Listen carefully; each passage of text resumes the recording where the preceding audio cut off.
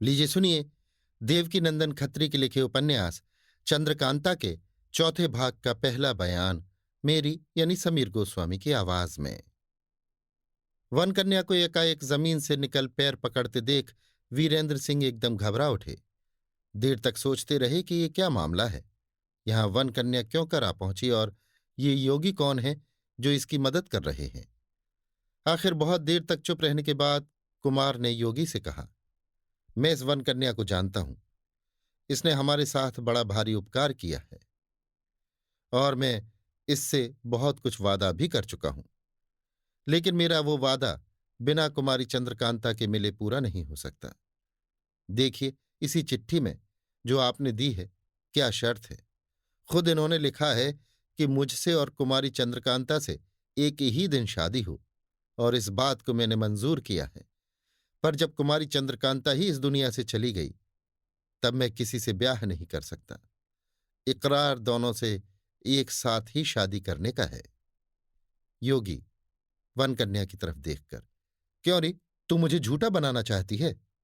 One कन्या हाथ जोड़कर, नहीं महाराज, मैं आपको कैसे झूठा बना सकती हूं? आप इनसे ये पूछें कि इन्होंने कैसे मालूम किया कि चंद्रकांता मर गई।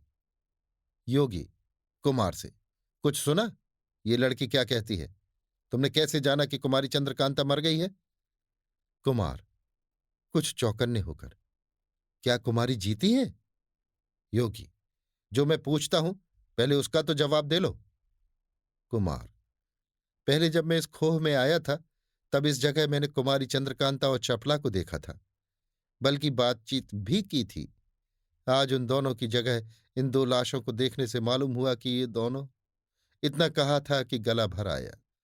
योगी तेज सिंह की तरफ देखकर, क्या तुम्हारी अक्ल भी घास चरने गई?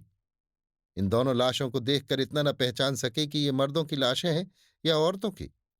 इनकी लंबाई और बनावट पर भी कुछ ख्याल न किया? तेज सिंह घबराकर तथा दोनों लाशों की तरफ गौर से देख और शर्माकर, मुझसे बड़ी भूल हुई कि मैंने इन दोनों लाशों पर गौर नहीं किया। कुमार के साथ ही मैं भी घबरा गया। हकीकत में दोनों लाशें मर्दों की हैं, औरतों की नहीं। योगी, अय्यारों से ऐसी भूल का होना कितने शर्म की बात है। इस जरा सी भूल में कुमार की जान जा चुकी थी। उंगली से इशारा करके, देखो उस तरफ उन दोनों पहाड़ियों के बीच में। इतना बहुत है क्योंकि तुम इस तहखाने का हाल जानते हो, अपने उस्ताद से सुन चुके हो। तेज सिंह ने उस तरफ देखा, साथ ही टकटकी बंध गई। कुमार भी उसी तरफ देखने लगे। देवी सिंह और ज्योतिषी जी की निगाह भी उधर ही जा पड़ी। एकाएक तेज सिंह घबरा कर बोले, ओह, ये क्या हो गया? तेज सिंह के इतना कहने से और भी सभी का ख्याल उसी तरफ चला गया। कुछ देर बाद योगी जी से और बातचीत करने के लिए तेज सिंह उनकी तरफ घूमे, मगर उनको न पाया। वन कन्या भी दिखाई न पड़ी, बल्कि ये भी मालूम न हुआ कि वो दोनों किस राह से आए थे और कब चले गए। जब तक वन कन्या और योगी जी यहां थे, उनके आने का रास्ता भी खुला हुआ था। दीवार में दरार मालूम पड़ती थी, जमीन फटी हुई दिखाई देती थी, मगर अब कहीं कुछ नहीं था।